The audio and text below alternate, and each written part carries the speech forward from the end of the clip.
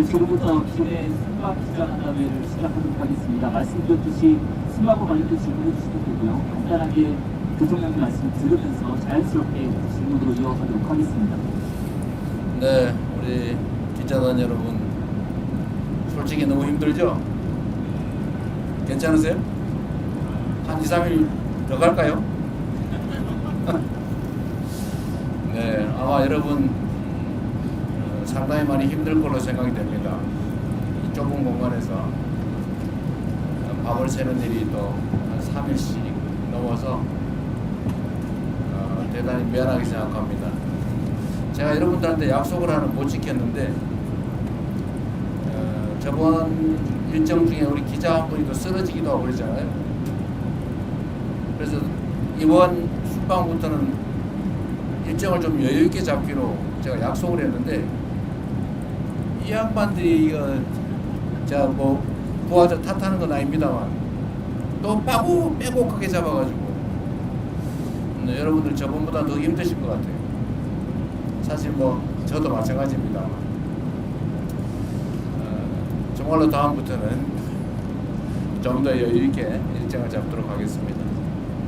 근데 이번에는 정해진 일정도 있는 데다가 어쨌든 상대국 사정도 있고 해서 좀 이렇게 됐다는 점 이해 바라고, 어쨌든 중동 외교를 포함해서 우리가 외교의 기반을 정리하는 단계라서 좀 무리하게 다니고 있는 측면이 있습니다. 다음부터는 조금 행복한 순방이 되기를 기대하면서 여러분들의 궁금한 점에 대해서 말씀을 들어보도록 하겠습니다. 네, 손을 들고 질문 있으신 분들은 손을 들어주시기 바랍니다. 먼저 CBS 이준규 부장님부터 들어보겠습니다. 대통령님 일주일 동안 성경 순방하시느라 고생 많으십니다. CBS 이준규입니다. 전 이번 순방의 의미에 대해서 좀 더 듣고 싶은데요. 방금 간단하게 말씀해 주셨지만 이번 순방 크게 중동 3개국 그리고 집수인이 정상이 두 가지로 나눠서 볼 수 있을 것 같습니다. 이 중에서 중동 3개국 순방에 대해서 좀 질문을 드리고 싶은데요. UAE 같은 경우는 강훈식 부서실장이 특사 활동을 하면서 어느 정도 정치자금이 됐었지만 이집트 튀르키예 같은 경우는 뭐 아이스브레이킹이나 라포 형성의 좀 느낌이 다소 강했다 이렇게 보여준 측면이 있습니다. UAE와 이집트, 튀르키예 같은 경우는 전통적인 중동의 이제 강호 국가들인데 이번 순방을 이들 국가로 정하신 점이 이제 신정부가 중동 국가의 외교에 어떤 물꼬를 튼다 이렇게 좀 이해하면 되는지 이 부분에 대해서 설명해 주시면 감사하겠습니다. 뭐 굳이 더 추가 설명이 필요 없을 만큼 잘 이해하고 계신 것 같습니다. 잠깐 말씀드렸지만 우리가 이제 남아공은 G20 회의 때문에 뭐 당연히 가는 것이고, 근데 중동은 어쨌든 우리 외교의 한 중요한 축입니다. 그리고 이번에 방문하는 3개국은 역시 중동 지역의 핵심 국가죠. 그리고 대한민국과의 역사적 관계도 특별하고, 또 방위산업이라든지 또는 뭐 무역 투자 각종 분야 협력 분야에서 여러 가지 새로운 아이템들도 발굴하고 기존의 협력 관계도 좀 강화할 필요가 있어서 지금 기반을 단단하게 한다는 측면에서 핵심 국가 중심으로 지금 가고 있는 겁니다. 네, 또 질문 있으신 부장님들 문화일보 나인석 부장님. 대통령님 안녕하세요. 문화일보 나인석입니다. 오늘 저는 그 대통령께서 중국, 일본 총리 이제 각각 회동을 하셨습니다. 네. 근데 지금 이제 지금 여러 나라로부터 중국 경제에 대한 요구가 나오고 있고, 또 한편 무슨 문제? 중국 경제, 대중국 경제 중국 경제. 나오고 있고, 또 한편으로는 중국하고 일본의 그 갈등도 네. 좀 격화되고 있는 상황이지 않습니까? 네. 특히 이제 저희로서는 이 원전 건조 이슈까지 좀 얽혀 있어서 좀 복잡한 문제 같은데, 혹시 뭐 연내든 아니면 너무 멀지 않은 시점에 한중 정상회담이 성사된다면 좀 대통령께서 어떤 스탠스를 갖고 보관하실지 여쭙겠습니다. 제가 뭐 미국 측에도 얘기하는 거고 중국 정부에도 명확하게 얘기한 거지만, 대한민국의 외교의 기본적 원칙은 한미 동맹을 근간으로 하되 중국과의 관계는 안정적으로 잘 관리한다라는 것입니다. 그 근본은 국익 중심의 실용 외교라고 할 수 있을 겁니다. 그리고 그 중 핵심은 역시 또 대한민국의 군사 안보 각 영역에서 자율성을 확대하는 것입니다. 전시작전 지휘권을 회복하는 문제도 그렇고 핵 추진 잠수함 건조를 하는 문제도 그렇고 중국과의 경제 협력 또는 민간 교류 확대도 대한민국 국익에 부합하기 때문에 당연히 해야 될 일입니다. 한미 간의 동맹에 기초한 그야말로 기존의 군사 동맹에서 예를 들면 앞으로는 경제 동맹, 첨단 기술 동맹으로까지 복합 동맹으로 발전시켜야 되는데 이 두 가지는 결코 양립 불가능한 것이 아니다라고 생각됩니다. 우리가 언제나 대륙과 해양의 중간쯤에 위치하고 있기 때문에 자칫 잘못하면 양팔을 동시에 잡아당기는 또는 중간에 낀 새우 신세가 될 수도 있지만 또 우리가 하기에 따라서는 양쪽의 입장을 적절히 중지하면서 우리의 활동 폭을 얼마든지 넓혀갈 수 있다라고 생각합니다. 우리가 세계사적으로 보면 이 반도 국가들이 두 가지 길을 갑니다. 크게 융성하거나 아니면 갈갈이 찢겨지거나 우리 대한민국도 비슷한 위치에 있죠. 지금 우리는 이 격변하는 국제 질서 속에서 우리가 하기에 따라서 우리가 힘을 축적하고 주체적으로 잘 판단하고 자율성을 극대화하고 그리고 국익 중심으로 힘들 때 잘 견뎌내고 또 양쪽의 입장을 잘 활용하면 우리의 외교 지평이 오히려 확 넓어질 수도 있다라고 생각됩니다. 또 이번 새 정부는 그런 길을 향해서 계속 가고 있습니다. 중국의 견제 문제는 서방 국가들 입장에서는 그중에 특히 미국 입장에서는 중국을 적절하게 견제하고 싶어 하죠. 또 한편으로는 견제하면서도 또 한편으로는 협력할 분야를 찾아서 적극적으로 협력을 하고 있는 게 또 현실입니다. 국가와 국가 간의 관계는 원래 그런 것이죠. 국가와 국가 간의 관계를 일도 양단식으로 올로와 나식, 전부 아니면 전무 이런 식으로 접근하면 결국은 남는 게 하나도 없죠. 중일 갈등 문제에 대해서는 중국과 일본이 지금 일본 총리의 발언을 놓고 상당히 크게 갈등이 이어지고 있긴 하지만 대한민국 입장에서 현재 상황을 냉철하게 지켜보고 대한민국 국익이 훼손되지 않도록 대한민국 국익이 극대화될 수 있도록 최선을 다해야 되지 않을까 싶습니다. 그래서 오늘 약간 무리하긴 했는데 중국 총리하고 면담도 하고 또 거기에 맞춰서 일본 측에도 특별히 요청해서 일본 측과 균형을 맞춰서 또 정상회담도 간략하게 했습니다. 그 두 정상회담 과정에서 대한민국이 가지고 있는 기본적 입장을 충실하게 잘 설명했고 곡해가 발생하지 않도록 잘 협의해서 지금 대한민국 입장에서는 거기에 어떤 위협 요인이 생기거나 또는 갈등 요소가 추가되거나 그러지는 않다는 말씀을 드립니다. 네, 질문을 또 받도록 하겠습니다. 이번에는 한국일보의 이석기 기자입니다. 예, 대통령님 안녕하십니까? 저 한국일보 이석기 기자입니다. 대통령께서 이제 그 외국 순방을 다니시다 보면은 국력 신장이 필요하다라는 말씀을 많이 해주시는데요. 이제 얼마 전에 국가 경쟁력을 높이기 위해서 6대 핵심 과제 개혁 필요성을 말씀하신 적이 있습니다. 네. 이제 다른 나라 사례나 전례에 비춰보면 6가지 중에서도 노동과 연금 분야 개혁 과제가 상당하게 저항이 좀 예상되고 있는데요. 그 노동개혁 분야에서 고용시장 유연화 과제가 담기는지 그 연금 개혁의 목표는 어느 쪽으로 설정하고 계신지 궁금합니다. 일단 순방과 관련된 질문에 한해서 답을 드리는 것으로 하겠습니다.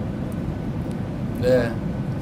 이 문제는 우리가 순방을 하면서 각국이 가지고 있는 특장점들을 잘 살피고 또 우리가 배울 수 있는 건 배우고 협력할 수 있는 건 협력한다. 라는 그런 정도 말씀으로 대체하도록 하겠습니다. 네, 뭐 제가 잘 안 보였습니다. KBS 손수환 기자님 말씀 주시겠어요? KBS 손수환 기자님. 네, 대통령님 고생 많으셨습니다. 이번 그 G20 정상회의를 통해서 굉장히 여러 정상들을 뭐 짧게지만 많이 만나셨잖아요. 이제 우리나라에 좀 기대하는 역할이 좀 뭐라고 생각하셨는지 정상들 만나면서 여쭤보고 싶고요. 또 특히 기억 남는 정상이라든지 에피소드 있으시면 제가 부탁드리겠습니다.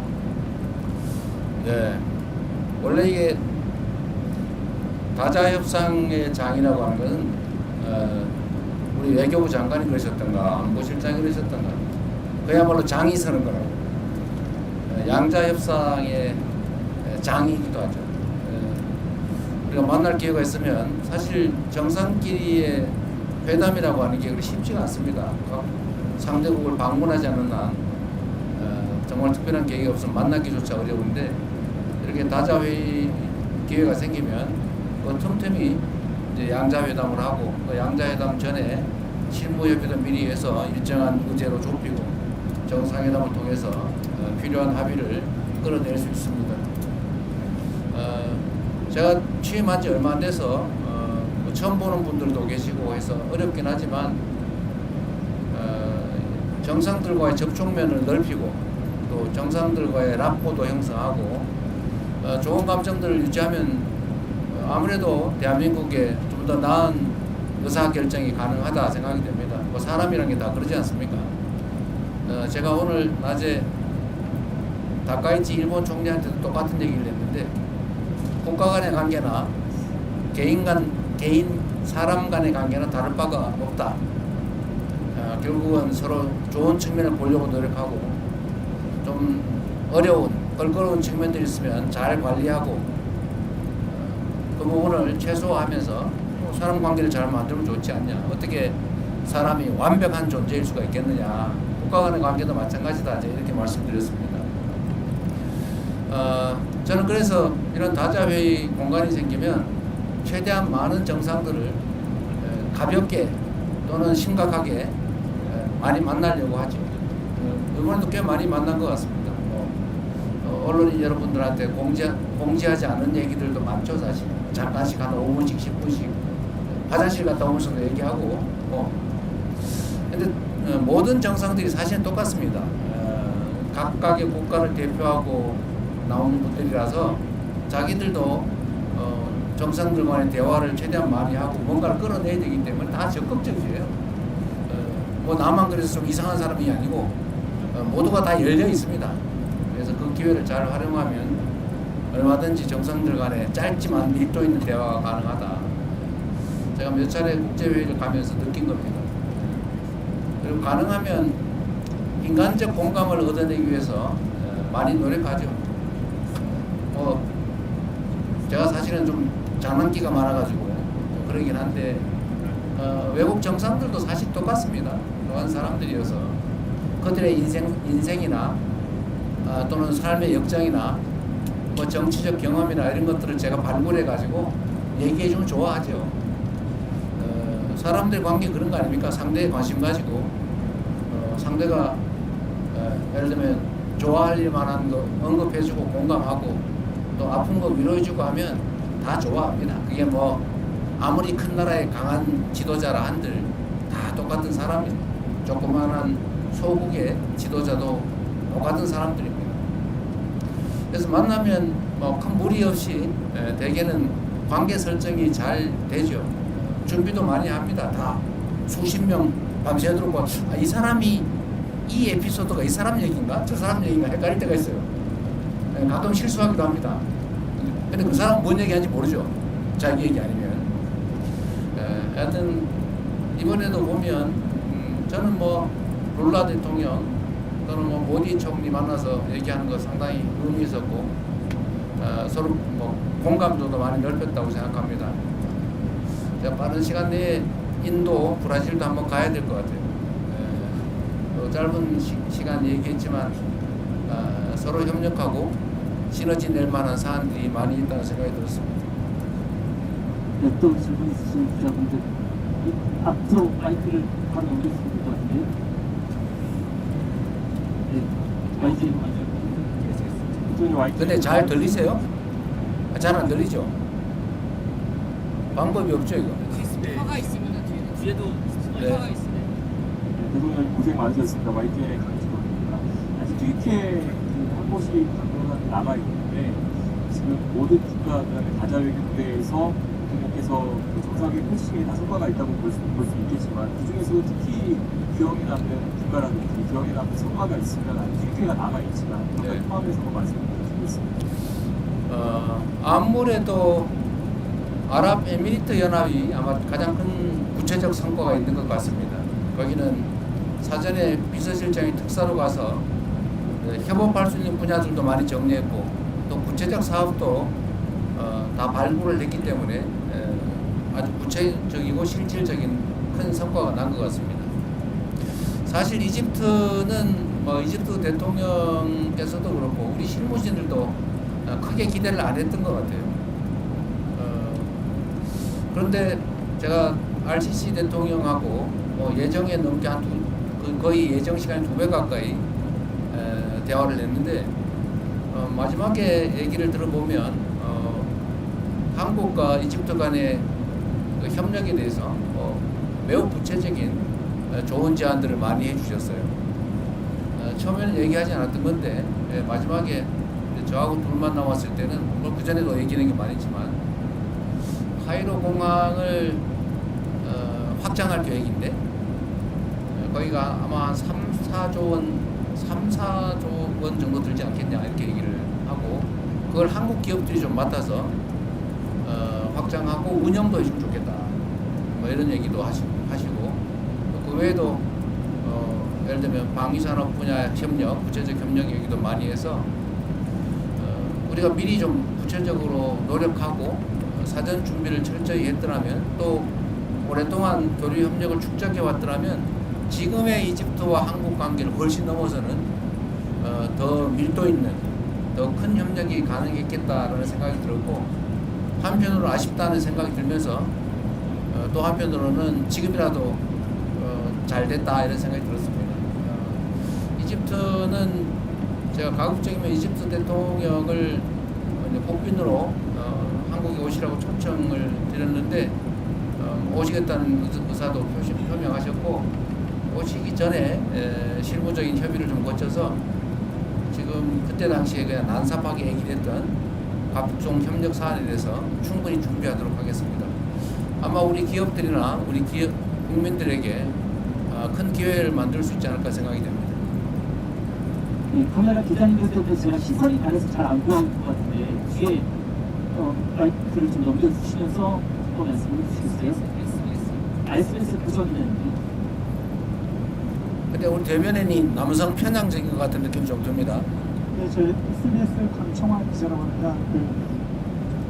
지금 마지막 방문이 튀르키예를 가시는데 튀르키예 언론과도 인터뷰를 하셔서 일부 내용을 말씀을 하셨지만 특히 주한점에 가셔서 정상회담을 하실 내용이라든지 아니면 또 기대하는 성과가 있으신지 제가 취임하면서도 말씀드렸지만 우리 대한민국의 경제 상황이 그렇게 좋지가 못하기 때문에 그래서 가장 중요한 것은 국가 간 협력을 통해서 대한민국의 경제 상황을 개선하는 겁니다. 튀르키예도 지금 경제 상황이 그렇게 녹록치는 않는 상황인 것 같긴 합니다. 튀르키예는 아시겠지만 국교 관계를 수립하지도 않은 상태에서 6.25 때 병력 규모로 사위를 이를 만큼 대규모 병력을 파병해서 대한민국을 도와준 나라입니다. 형제 국가라고 또 그 중에서도 피를 나는 형제 국가라고 부르는 이유가 있죠. 튀르키예도 방위산업 분야, 국방 분야에 워낙 관심이 많고 또 대한민국도 강점을 가진 분야가 방위산업 분야인데 이 부분에 대한 협력도 가능할 것이고 또 튀르키예는 이제 문화 관광 산업이 상당히 발전한 나라이기도 합니다. 또 대한민국도 앞으로 문화 콘텐츠 분야에 투자를 많이 할 생각이기 때문에 이런 문화 관광 분야에 대한 협업도 가능할 것으로 생각되고 그 외에 일반적인 원자력 발전 문제라든지 정말 할 수 있는 일은 얼마든지 있다는 생각이 듭니다. 제가 외교부 장관한테도 또 안보실장한테도 말씀을 드리는데 앞으로 외교 분야에 대해서 우리가 좀 더 체계적으로 정비하고 더 많이 투자해야 된다 이런 말씀을 드렸어요. 우리는 이제 소위 통상국가인데 지금 제가 해외 순방을 다녀보면서 느낀 거는 대한민국의 대외관계 관리가 매우 분절적이라는 생각이 듭니다. 따로따로 나눠져 있어요. 교육부는 대학하고 또는 뭐 기재부는 뭐하고 또는 뭐 농림축산부는 농업 관련 사업을 하는데 뭘 하는지도 모르고 코트라는 또 코트라대로 하고 뭐 따로 다 놀고 있어요. 이제 이렇게 해서는 안 되겠다. 좀 체계적으로 종합적으로 외교 분야를 정리하고 좀 더 타국과의 이런 협력을 좀 더 구체적으로 좀 더 세밀하게 관리해야 된다는 생각이 듭니다. 공정하게 하기 위해서 좌석을 반대편 쪽으로 변경하지 마이크 드리겠습니다. 제 질문 김현선입니다. G20에서 말씀하신 내용 보면 다자주의 얘기 많이 하시고 무역체제에 관련해서 예측 가능성 얘기하시면서 WTO 기능보건을 주장하셨는데 지금 트럼프 미국 행정부는 WTO 체제 정식을 선언을 했었잖아요. 그래서 그런 상황에서 WTO 기능 회복을 말씀하신 어떤 배경이나 이유 같은 게 있으시면 짚어주시면 좋을 것 같습니다. WTO 중심의 다자주의 체제 회복이라면 좀 심하고 완전히 깨진 건 아니니까요. 다자주의가 상당 정도 훼손되고 있는데 이 다자주의를 좀 훼손되지 않게 해야 된다는 점에 대해서는 우리 대한민국뿐만이 아니라 거의 특정 국가를 제외한 거의 대부분의 국가가 동의하는 바입니다. 그날 뭐 오늘 어제 이렇게 각 정상들 또 국제기구 대표들이 발표하는 거 발언하는 거 봐서도 알지만 어쨌든 자유무역 체계 다자 시스템을 튼튼하게 강화해야 된다, 훼손을 최소화해야 된다라는 점에 대해서는 모두 동의합니다. 이번에 아마 G20 이 논의 결과 성명을 전체 국가 이름으로 못하고 참여 국가 명의로 발표를 했는데 어쨌든 그것도 아마 상당히 내용에 어려움이 있었던 것 같아요. 뭐 국제관계라고 하는 게 그러지 않습니까? 뭐 누군가가 규율해줄 무슨 특별한 권력이 따로 있는 것도 아니고 뭐 질서라고 하는 게 각종 조약이나 규범으로 존재하긴 하지만 뭐 안 지키면 방법이 없는 그런 상황이라 선의에 기대할 수밖에 없긴 한데 그럼에도 불구하고 이제 국가 간 관계라고 하는 게 이제는 서로 떼어놓고 따로 살 수 없는 상황이기 때문에 국제 질서를 모두가 존중받는 모두가 함께 잘 사는 그런 다자주의 체제로 최대한 잘 만들어 가야 되겠죠. 제가 정상들하고 대화를 해보면 어쨌든 이런 부분에 대한 욕구들이 참 많습니다. 예를 든다면 EU 유럽 공동체하고 CPTPP 환태평양 경제 동반자 협정인가 그러죠. 이걸 결합을 하자 이런 얘기도 많고 또 특정 국가는 몇 개 국가를 좀 이해관계가 유사한 국가끼리 좀 같이 묶어보자 이런 얘기들도 많이 합니다. 그게 이제 WTO 체제가 좀 위협을 받다 보니까 또 다른 형태의 구조를 만들려고 하는 건데 어쨌든 그런 노력들까지 다 합쳐지면 그래도 자유무역 질서라고 하는 게 결국은 모든 국가가 함께 살 수 있는 거의 유일한 길이기 때문에 결국 그 길로 갈 수밖에 없을 것이라고 생각합니다. 말이라도 계속 해야죠. 네, 또 질문 있으시면 이성훈 기자님 마이크 드리겠습니다. 머리 쪽이 뒤에. 뒤에. 안녕하세요. 김성훈 기자이고요. 대통령님께서 이번 순방 기간 중에 거의 모든 국가 정상들과 만나서 방산협력을 제안하시거나 또 강조하셨었는데요. K-방산에 대한 각국 정상들 반응은 좀 어땠는지 궁금하고 대통령님께서 보시기에 가장 큰 관심을 보였던 정상은 누구였는지, 그리고 강훈식 실장은 전략경제협력 특사로 운영하는 이 분야의 공을 굉장히 많이 들이신 걸로 아는데 혹시 조만간 대규모 K-방산 수주 소식을 기대해도 될지, 관련 성과를 기대해도 될지 여쭙습니다. 네. 우리가 이제 다른 나라보다 좀 뛰어난 분야가 많이 있긴 한데 사실은 방위산업 분야는 정말 괄목할 만큼 다른 나라에 비해서 상대적 우위를 가지고 있습니다. 물론 뭐 미국에는 비교할 바 못되지만 사실 미국도 이제는 뭐 전투기 생산이나 전차 생산, 뭐 하다못해 여러분도 잘 아시지만 잠수함 아니면 군함 생산에서 상당히 많은 문제를 노출하고 있죠. 제가 외국 정상들한테 방산 얘기도 많이 하지만 외국 정상들도 방산 얘기를 많이 합니다. 매우 놀라워요.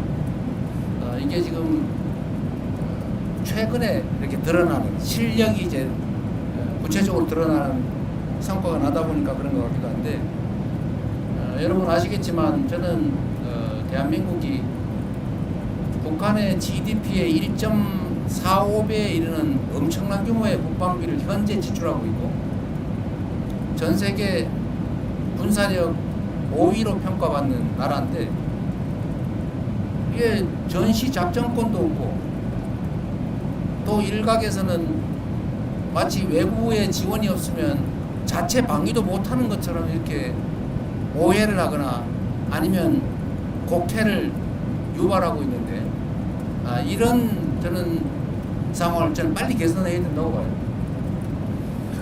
그리고 저는 방위 산업에 대한 지원 또 방위 관련 R&D 투자 이런 부분은 경제적으로도 유익할 뿐만 아니라 우리 자체 방위력 강화에도 크게 도움되기 때문에 앞으로도 계속 집중 투자해야 되고 또 더군다나 우리가 방위비를 장기적으로 3.5%까지 GDP 대비 3.5%까지 늘린다고 하는 약속은 아니고 방침을 우리가 밝혔기 때문에 그 방침에 따라 계속 우리가 국방비를 증액을 해 나가야 됩니다. 그래서 방위 산업을 육성하고 또 방위 산업을 통해서 다른 산업을 더 발전시키고 방위 산업을 통해서 수출을 확대하고 또 방위 산업을 통해서 각국이 지금 매우 군사적 위협을 느끼고 있기 때문에 그 위협을 느끼는 정도가 점점 더 강화되고 있기 때문에 각국의 관심도 높아지고 있어서 국가 간 관계를 발전시키는 데도 매우 도움이 된다고 생각됩니다. 그리고 우리만 그러는 게 아니고 말씀드린 것처럼 다른 나라도 이 방위산업 특히 우리의 무기를 구매하는 게 아니고 공동 개발, 공동 생산, 공동 판매, 시장 개척에 관심들이 많아요. 우리가 예를 들면 폴란드의 그 전차, 이 전차 수출하고 그 일본도 현지 생산을 하고 있지 않습니까? 폴란드도 매우 만족하고 있는데 사실은 KF-21을 포함한 전투기나 특히 인도 같은 경우는 조선산업협업을 구체적으로 요청을 했는데 어쨌든 거기는 뭐 군수 분야도 들어있을 걸로 추측은 돼요. 그래서 이거는 여러 다방면으로 우리에게 절대적으로 필요한 부분이기 때문에 저도 많이 강조하고 또 실제 수출 성과도 내야 되고 아마 실제 결과도 조만간 나오게 될 겁니다. 상당히 전망이 좋은 또 해야 될 분야라는 생각이 듭니다. 네, 다음 질문으로 넘어가겠습니다. 뉴스의 김시현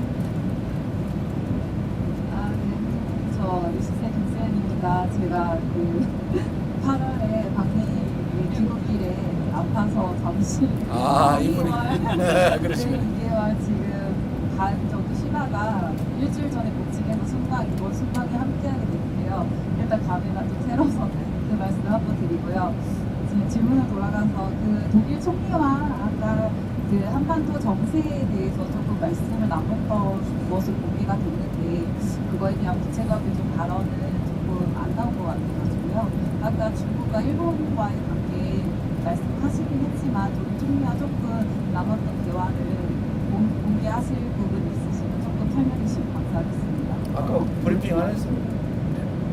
내용 브리핑 안 하셨어요? 안 했습니다. 문서로 간단하게 공개한 건 있습니다. 아니 상관없고. 그래도 최초의 양자회담인데 내용 발표 좀 해주시고 그러셨어요. 일단 아, 따로 자료로 좀 냈습니다. 아 자료를 냈어요? 예. 네, 자료를 냈는데 안 보시는 모양이네. 독일 총리가 이제 중국과의 관계가 어떠냐 뭐 이런 식의 질문을 했는데 그건 뭐 프랑스도 마찬가지였던 것 같고 그에 대한 대답은 아까 여러분한테 했던 얘기하고 똑같습니다. 아주 원론적인 군사안보 측면의 한미동맹을 기반으로 판단하고 행동할 수밖에 없고 그러나 또 한편으로는 지리적인 관계나 또 역사적 관계 또 경제적 관계 측면에서 단절할 수 없다. 적절하게 관리해야 된다라는 입장을 충분히 얘기했습니다. 뭐 특별한 건 없었어요. 뭐 어차피 한 3, 40분 얘기하는 건데 우리가 독일하고 얘기가 너무 많이 길었죠. 한 40분. 예, 길게 했습니다. 아 프랑스하고 프랑스가 40분, 중계를 한 독일이 한 20분. 네, 회의 시간 때문에 그렇게 됐는데 그 독일 프랑스는 역시 우리가 꼭 방문하든 또는 프랑스 미테랑이 아니지 누구지? 마크롱 대통령은 내년에 방한하겠다고 하니까 또 그때 더 구체적인 얘기를 하게 될 것 같습니다. 네, 또 질문 있으신 기자분, 네, 이번 연합뉴스 국장입니다. 네, 안녕하십니까. 대통령님 고생 많으셨습니다. 연합뉴스 TV의 성승환입니다. 그 남아공 기식을 오시기 전에 경주 에이펙을 저희가 주인으로서 손님들을 맞았었는데 이번에 손님으로 한번 모셨고 3년 뒤에는 저희가 다시 주의식을 해서 맞이해야 되잖아요. 어떤 좀 이거는 좀 신경 많이 써야겠다. 그냥 더 많은 국가들이 오게 이런 걸좀 신경이 느껴지는 것 같아요. 마이크를 잘 정비해야 되겠다는 생각이 들었습니다. 마이크가 계속 말썽이 되군요.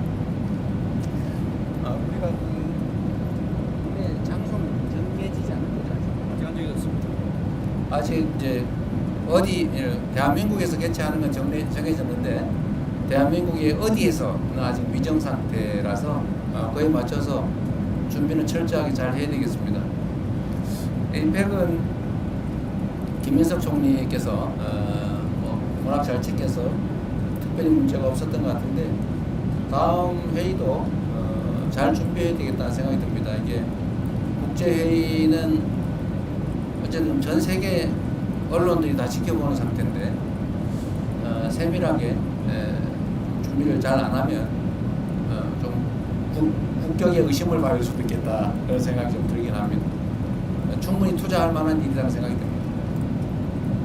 네, 또 한국경제 문제부터.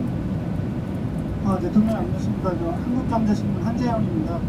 그 모디 총리가 조선업 협력을 얘기를 하면서 소다자 협력이라는 용어를 사용했던 걸로 알고 있는데 그게 구체적으로 어떤 협력 모델을 제시한 것이고 거기에 대해서 대통령께서는 어떤 판단을 좀 하셨는지 궁금합니다.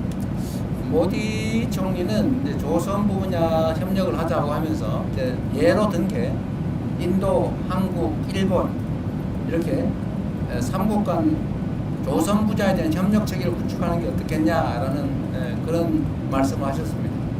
근데 우리는 좀 더 그 부분에 대해서 판단할 여지가 남아 있기 때문에 우리는 충분히 제안은 잘 들었고 추후에 논의하자 이렇게 얘기했습니다. 네, 또 혹시 질문 있으신 기자분, 네, 세계일보. 네, 안녕하십니까. 대통령님 고생 많으십니다. 좀 궁금한 부분이 이번 G20 정상회의에서도 그렇고 각국을 방문하실 때 AI라든가 기본 AI 이런 부분을 많이 말씀해 주셨는데요. 그에 대한 그 정상들의 반응이라든가 아니면 우리가 AI 정책하고 관련해서 긴밀히 좀 협력할 수 있겠다 이런 생각이 든 국가가 분명 있으셨다는 말씀입니다. 이번 G20의 핵심 의제 중에 하나도 AI를 어떻게 공정하게 잘 활용할 거냐라는 것입니다. 대한민국이 모두를 위한 AI라고 하는 정책을 추진하고 있는데 그 대한민국이 하고 있는 모두를 위한 AI는 우리 국민 모두도 포함되지만 세계 모든 나라도 동시에 포함합니다. 근데 대개의 나라들이 지금은 자칫 잘못하면 인공지능 분야에서 특정 몇 개 국가에 종속될 가능성이 매우 높고 이 점에 대해서 정상들 중에는 걱정을 하는 사람들도 있습니다. 독자적으로 이걸 투자해서 해결하기는 어려운데 이거를 그렇다고 끌려가기는 어렵고 이런 걱정을 하고 있어서 제가 예를 들면 이집트 대통령한테는 그런 얘기를 했죠. 이집트 인구가 1억 명인데 앞으로 결국 세상은 인공지능 중심으로 바뀌어갈 거고 거기에 끌려가는 것보다는 동행하는 게 그래도 낫다.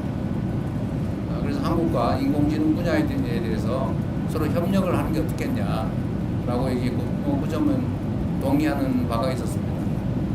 우리의 기획 중에도 제3세계의 인공지능 분야에 대해서 제3세계와 협업을 해서 제3세계를 독립적으로 인공지능 시스템을 특히 LLL 시스템을 포함해서 좀 구축을 함께 해주자라고 하는 계획도 가지고 있습니다.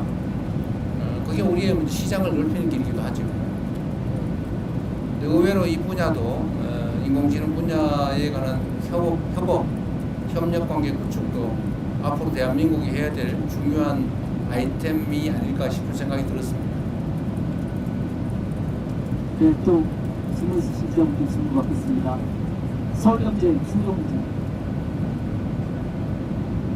네, 대통령님 서울경제 송정훈 기자입니다. 지금 12일 만에 G7에 가셨을 때가 엊그제 같습니다. 그때는 이제 민주화 한국이 복귀했다, 국제사회에 복귀했다 이런 말씀을 많이 해주셨는데 그 사이에 어느새 한미, 한일 그리고 아세안의 AP까지 G20까지 다녀오셨습니다. 이 사이에 대통령께서 보실 때 해외 정상들이 실제로 어떤 반응들이 달라졌는지 그게 궁금하고요. 그리고 아까 말씀 중에 그 2028년 G20 같은 경우에는 아직 도시가 정해지지 않았다라고 말씀하셨는데 항상 지방 도시를 생각을 하시니까 지방에서 할 수도 있다라는 생각을 하시는지 궁금합니다. 네, 쉬운 말씀 먼저 드리면 2028년에 할 일이고 아마 내년 정도에는 어느 정도 윤곽을 잡아서 내후년부터는 준비를 해야 되겠죠. 근데 저는 기본적으로 가능하다면 지방에서 하는 게 좋겠다는 생각은 갖고 있는데 글쎄 그때 가서 상황이 어떨지는 잘 모르겠습니다. 이게 숙소 문제나 이런 게 상당히 큰 문제라서 인프라 구축도 간단한 문제가 아니어서 쉽게 단언하긴 좀 그렇고 또 했던 데서 또 하긴 좀 그렇고 여러 가지를 살펴야 되지 않을까 싶습니다. 제가 당선 직후에 캐나다에 갔을 때 그때는 사실은 저도 정신도 없고 저도 몇몇 정상들 얼굴 아는 사람들 내가 혼자 사진에서만 봤지 전혀 모르는 사람들인데 상당히 좀 어색하긴 했습니다. 근데 그때도 느낀 건데 대한민국의 위상이 우리 스스로 생각하는 것과는 다르구나 라는 걸 그때 제가 G7 회의 갔을 때 느꼈고 그 후에 아세안 APEC 또 이번 G20 이런 회의를 가면서 느낀 거는 대한민국에 대한 외국의 인식이 정말로 높아지고 있구나 이걸 정말로 느낍니다. 대체적으로 한국 문화에 대해서 상찬을 합니다. 문화적 역량. 그리고 이 얘기는 잘 안 하는데 이제 말 속에 숨어 있는 것들이죠. 정치적 얘기니까 계엄 얘기나 계엄 극복에 대한 얘기 잘 안 해요. 잘 안 하는데 사실은 그 얘기가 포함되어 있다고 느껴집니다. 놀랍다. 이런. 그래서 우리 국민들께서도 우리가 가진 국제적 위상, 대한민국 국민의 저력 이런 거에 대해서 정말 자부심 가져도 되겠다 그런 생각이 들고, 또 이 저력을 기반으로 우리가 국내에서만 우리끼리 아웅다웅 하는 걸 넘어서서 좀 세계로 나아가면 좋겠다는 생각이 들었습니다. 충분히 길을 열어갈 수 있겠다. 이제 기업들도 진출하지만 이제 문화 진출 또는 뭐 하다못해 한글 교육 수요가 너무 넘쳐가지고 대대적으로 한글 교육 과정을 좀 확대할 계획인데, 어쨌든 그런 것도 결국 대한민국 청년들이 결국 세계로 나아가서 대한민국 문화를 가르치고 한글을 가르치고 뭐 그렇게 해야 되지 않겠습니까? 그리고 어쨌든 대한민국의 이 문화 현상 정말 뭐라 그럴까요? 우리도 사실은 뭐 이렇게까지라는 생각이 들 정도인데, 뷰티든 아니면 푸드 식품이든 뭐 컨텐츠 다른 뭐 드라마, 영화, 뭐 노래 정말 여러 분야에서 수요가 넘치는 것 같아요. 그러니까 잠재력이 엄청나게 크다. 이 잠재력을 이제 우리 활용을 해야 되는데, 그 첫 번째는 이제 우리가 외교 관계로 좀 문을 열고, 또 그 안에서 세부적인 가능성은 일단 크게는 기업들이 뚫어가겠지만, 또 우리가 문화 전파를 통해서 좀 토대를 단단하게 하겠지만, 결국 그 안에서 개별적인 아이템도 만들고 할 수 있는 일이 참 많겠다는 생각이 들었어요. 제가 남아공에 한 분이 코코로라고 하는 일종의 식품 뭐 이런 걸 수입해서 파는 일을 하는데, 남아공이 수입 규제가 좀 심한 모양이에요. 아주 체제 정비가 안 돼가지고 됐다가 안 됐다가 뭐 될 것 같은 건 안 되고 안 될 것 같은 건 되고 막 그런데요. 하여튼 시스템이 좀 안정이 안 된 것 같다 이렇게 얘기하면서 그 분야에서도 할 게 참 많다고 그렇게 얘기하는 걸로 보면, 우리가 앞으로 정부 하기에 따라서 대한민국 국경 바깥에서 얼마든지 일자리든 또는 기업이든 수출이든 해나갈 수 있겠다 그런 생각이 들었습니다. 우리 안보실에서 잘해야 될 것 같아요. 외교부하고. 네, 슈퍼스는 박형원 기자님 제일 앞쪽에 계신데. 이분이 그 유명한 박형광님. 네, 대표님 안녕하십니까. 검솔과 뉴스공장의 박형광 기자라고 합니다. 자기가 생각으로 많이 피곤하실 텐데 고생이 많으십니다. 방위 산업이 단순 수출 증대뿐만 아니라 국가 간 관계에 도움이 된다라고 말씀하셔서 드리는 질문입니다. 방산 포함해서 우주, 원전 등 협력도 중요한 의제로 지금 가져가고 계시는데, 이걸 종합해봤을 때 사실상 군사협력에 준하는 어떤 관계를 가져가려고 하는 구석을 만드는 거 아닐까라는 생각도 좀 듭니다. 그 정도까지는 아니더라도 미국, 중국 등 강대국에 의해서 좌지우지되는 변화일변도의 국제 정세에 대응하기 위해서 강사협력으로 끈끈하게 묶인 좀 새로운 외교적 협력체를 구상하고 계신 거 아닌가라는 생각이 듭니다. 방산외교를 통한 직접적 수출 증진과 국가 간 관계 발전 중 어디에 좀 더 무게를 두고 계신지 좀 생각을 여쭤보고 싶습니다. 적절하게 지적하신 것처럼 이제 각국의 방위산업 수요가 우리가 예상하는 것 이상으로 빠르게 커지고 있습니다. 중동만 해도 다들 언제 예측을 넘어서서 갑작스런 급변 사태가 생길지 모르겠다고 불안해합니다. 최근에 몇 차례 국가들이 겪었죠. 이건 아닌데? 라고 하다가 좀 비상 상황을 겪는 일이 벌어지다 보니까 어쨌든 방위산업 또는 군사 안보 분야에 대한 수요가 상당히 많이 늘고 있습니다. 또 중동도 그렇지만 다른 나라들도 비슷하죠. 물론 이제 요구 수준이나 또는 강도는 좀 떨어질 수 있습니다. 아프리카 마찬가지고 남미도 좀 비슷해 가고 있지 않나요? 누구도 믿을 수 없는 상태가 좀 도래하고 있어서 이 부분은 결국은 계속 커질 수밖에 없다는 생각이 들고, 유럽은 여러분들 너무 잘 아실 거고, 국가 간 관계 강화의 또 한 축이 될 수도 있고, 이게 특히 협업을 하게 되면 공동 기술 개발, 공동 생산 이런 식으로 하게 되면 이게 군사 안보 협력을 안 할 수가 없어요. 그냥 라면 한 개 팔고 마는 거하고 다르죠. 이거는 국가 간 관계가 아주 깊이 안보 측면에서 연관 지을 수밖에 없기 때문에 국가 간 관계도 밀접하게 될 수밖에 없다. 말씀드렸지만 저는 언제나 그렇게 생각하죠. 위기가 오면 기회로 만들고 피할 수 없다면 그건 자연 현상의 일부로 운명처럼 받아들이고 최대한 활용하자. 우리도 결국은 국방 분야에 투자를 늘릴 수밖에 없는 상태인데 그러면 외교 관계도 확대해 나가는 게 뭐 일반 무역 투자도 있겠지만 또 문화 교류도 있고 인적 교류도 있고 뭐 원자력이든 뭐 여러 가지 있겠지만 그중에 방위산업 분야도 아주 현실적으로 매우 유효한 수단이다 그런 생각이 듭니다. 네, 저희가 45분 정도 더 하라고 하세요. 나중에 안 물어봤다고 억울해하면 안 되죠. 예, 제가 잘 안 보니까 그래서 마이크를 전달해 주시고 두 분 계세요, 두 분.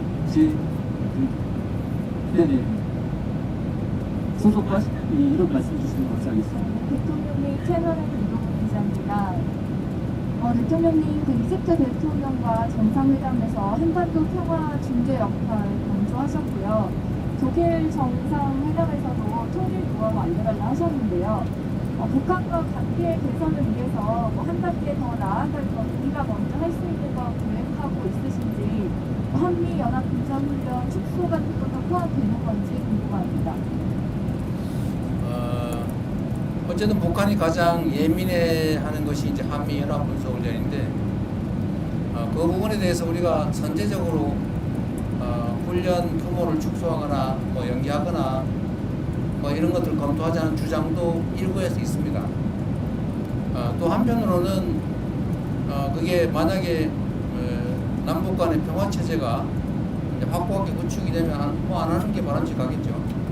그러나 이게 어떤 게 먼저냐라는 것은 그때 상황에 따라서 이게 지렛대가 될 수도 있고 결과가 될 수도 있죠. 지금은 당장 말하기는 어렵습니다. 그러나 길게 보면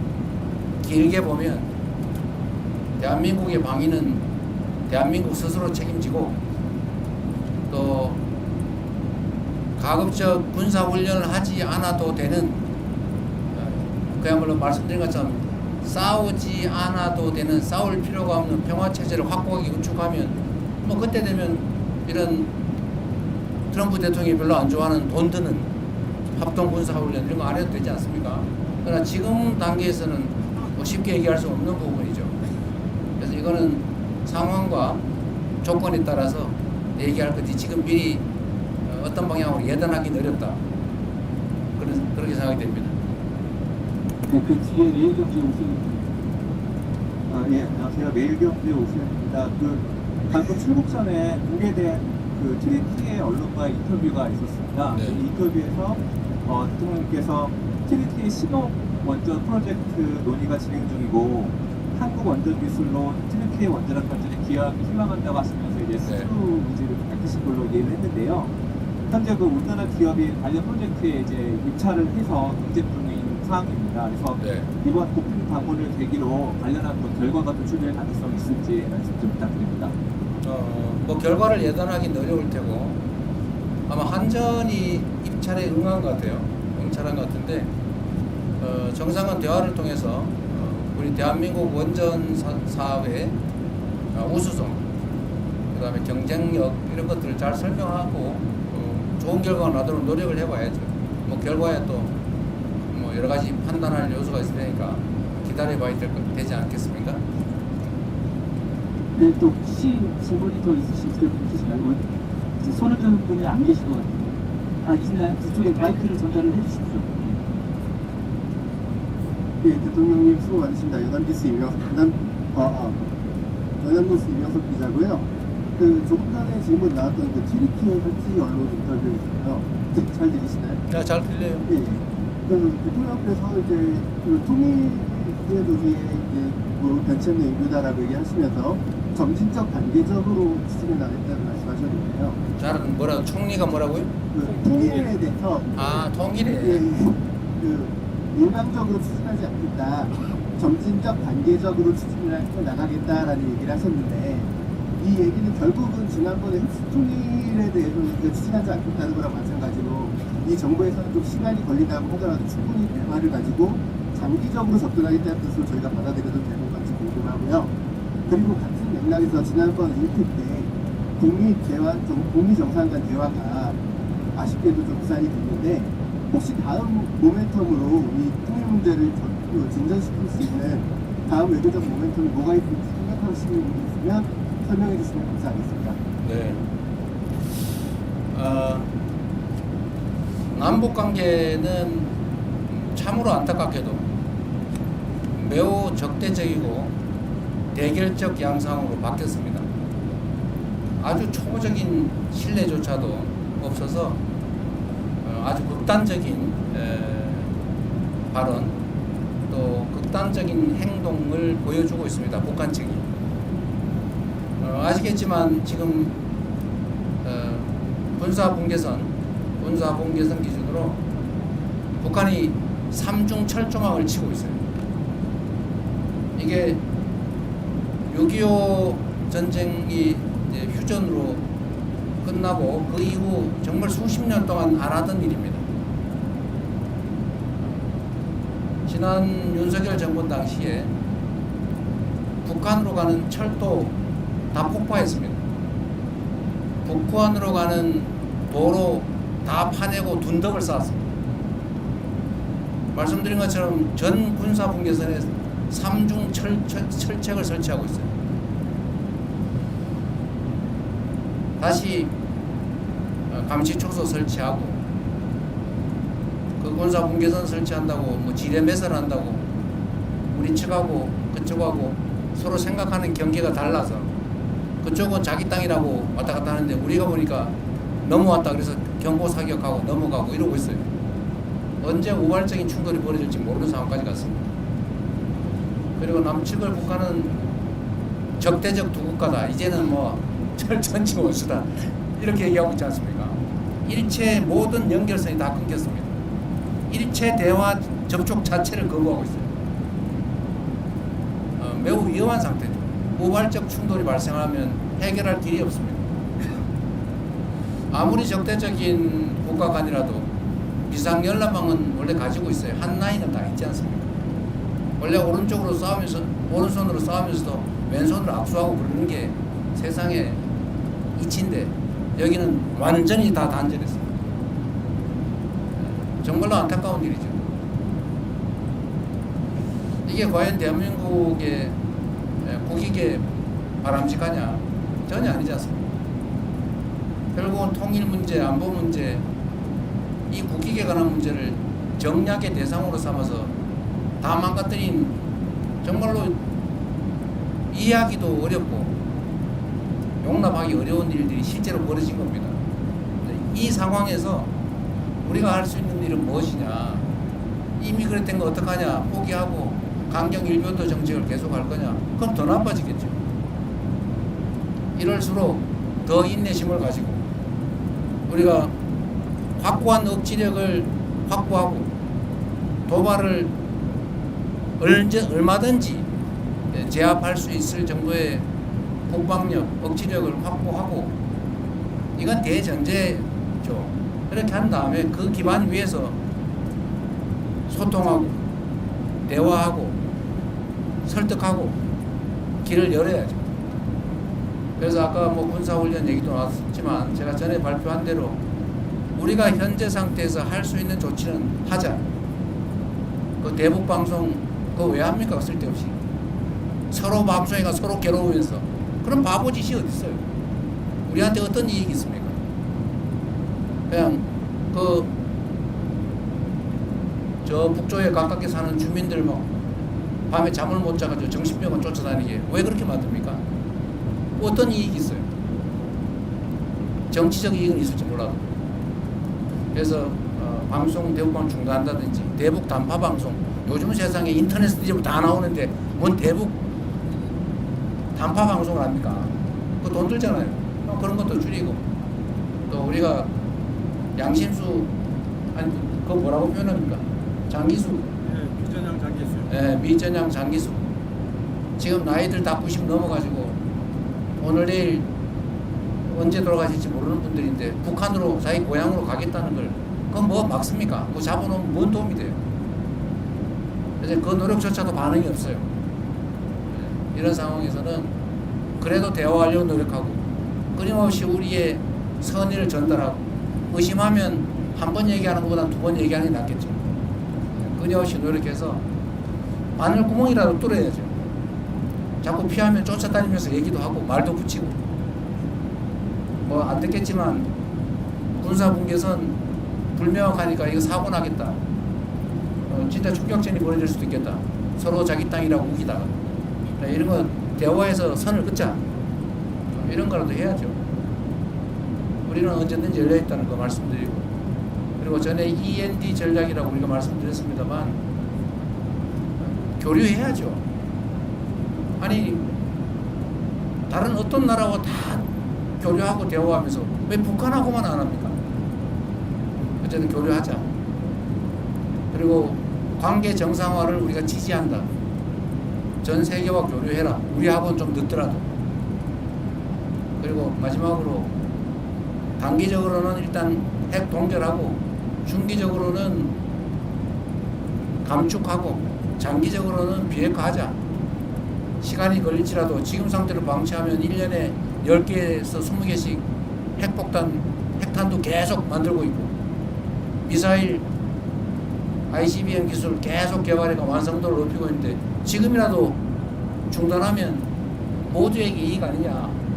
그러니까 일단 중단 협상이라도 시작하자.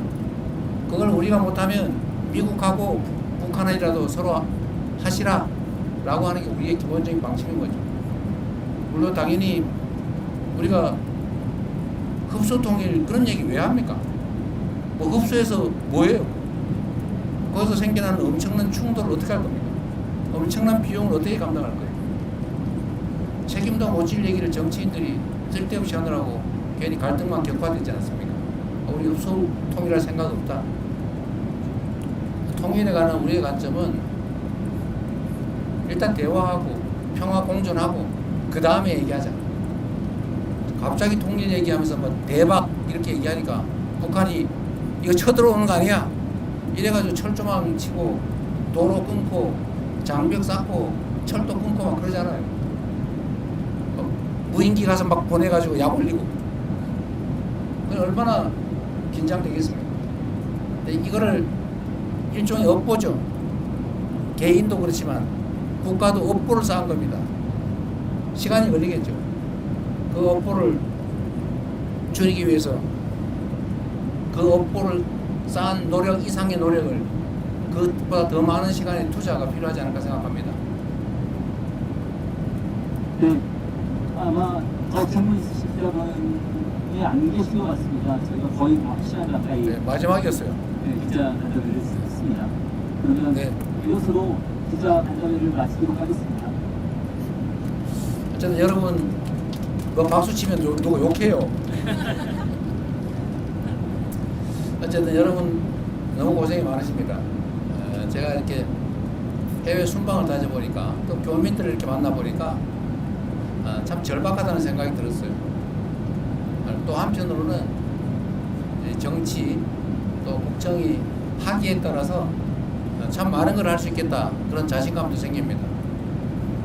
몸이 좀 피곤하긴 하지만 그래도 정상들을 만나고 방문하고 또 현지에 이런저런 의견들 들어보고 또 개선책들 만들다 보면 참 보람 있는 일이라는 생각이 들긴 합니다. 그래서 저는 그래도 좀 넓은 공간에서 좀 편하게 가는 편인데 이 좁은 공간에서 10몇 시간씩 비행기 타고 가는 거 얼마나 힘들겠어요. 그래서 앞으로는 어디 갔습니까? 여기 일정 짜는 사람들 누구예요? 여기 의전팀 짭니까? 이 양반이 공보 출신인데도 이게 기자 배려를 안 하고 네? 언론들 배려를 안 하고 이렇게 저도 죽을 지경입니다. 무슨 일정을 이렇게 정상 외교 순방 일정을 이런 식으로 어디 이집트 가면 박물관이라도 한번 가봐야지 세상에. 네? 하루 종일 뺑뺑이 돌리다가 바로 다른 나라 그것도 밤에 출발해가지고 새벽에 도착해 또 뺑뺑이 돌리고 좀 반성하세요. 저를 위해서가 아니고 우리 언론인들 생각해서 또 쓰러지면 어떡할 겁니까? 이번에 더 힘든 것 같은 제목입니다. 몸 관리 잘 하십시오. 자, 고맙습니다.